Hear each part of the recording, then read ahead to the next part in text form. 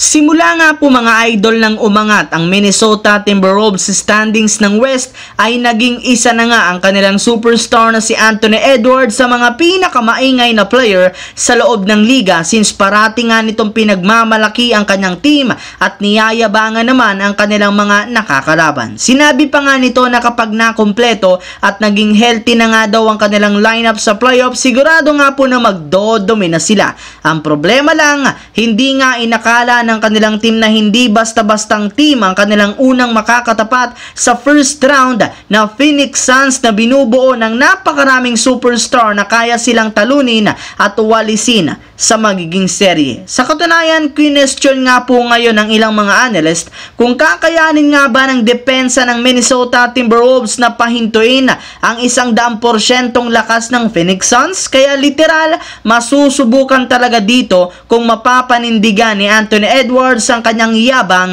ng nagdaang regular season. Samantala, base nga po mga idol sa naging interview sa media ni Coach Mike Malone sa kanilang naging practice noong nakaraan, sinabi nga nito na kayang-kaya nga po nilang ulitin ang pag 4-0 sa Lakers since nagawa na nga nila ito last year. Yes mga idol, trash talk nga agad niya ang Lakers kahit hindi pa nagsisimula ang serye. Ngunit mismong araw nga ay iyon, bigla na lamang nga pong kumambyo agad at naging mabait si Mike Malone sa Lakers matapos sabihin ni Nikola Jokic na hindi nga po kailangan pang banggitin ito ang pagkaka 4-0 nila sa Lakers since nakalipas na nga iyon. Ayon pa nga kay Jokic, napakalaki ng kanyang respeto kay LeBron James. Isa pa, mas malakas na rin naman nga po ang lineup ng Lakers ngayon at kapag hindi nga sila nagseryoso at nag-ingat, maaari nga pong ma-upset sila. At dahil nga sa simpleng pahayag pa lang na yan ni Jokic,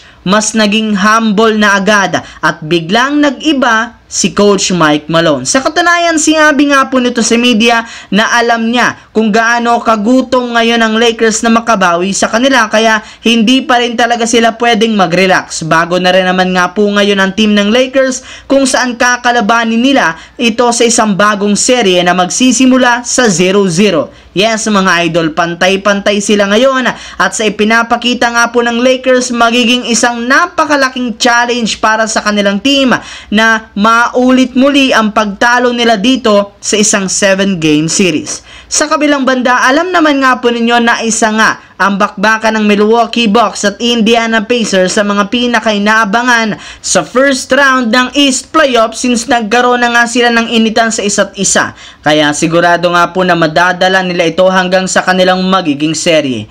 Ngunit ang problema lang mukhang hindi rin naman nga ito masyadong magiging mainit o magiging entertain since base nga sa pinakahuling inilabas na balita ngayong araw ni Shams Charania ng The Athletic, malaki ang posibilidad na hindi pa makapaglaro sa superstar ng Milwaukee Bucks na si Giannis Antetokounmpo sa kabuuan ng kanilang serye laban sa Pacers since mawawala pa nga ito ng 2 hanggang sa 4 na linggo matapos siyang magtamo ng malalang injury sa likurang bahagi ng kanyang binte. Ibig sabihin undermanned at hindi 100% ang lakas ngayon ng Milwaukee Bucks kahit nasa kanila pa ang unang home court advantage sa kanilang serye, which is hindi rin naman nga patas sa magkabilang koponan. May ilan rin naman nga po mga analyst ang nagsabi na kung sakali man nga na hindi talaga makabalik o makapaglaro si Giannis sa first round ng playoffs, maaari nga pong madaling mawalis ng Indiana Pacers ang kanyang koponan. Well, kung inyo ngang matatandaan, hindi man lang nakalampas ang Milwaukee Bucks sa first round last year simula nang magtamo ng injury si Giannis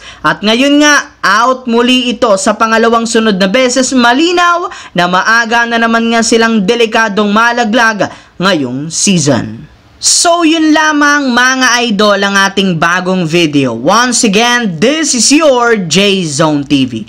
Huwag kalimutang mag-like at syempre mag-subscribe na, pindutin ang notification bell sa akin channel para lagi kayo maging updated sa mga videos na pinapalabas ko. Isang malaking shoutout sa lahat mga idol. Thanks for watching. Hopefully, nag-enjoy kayo ngayon.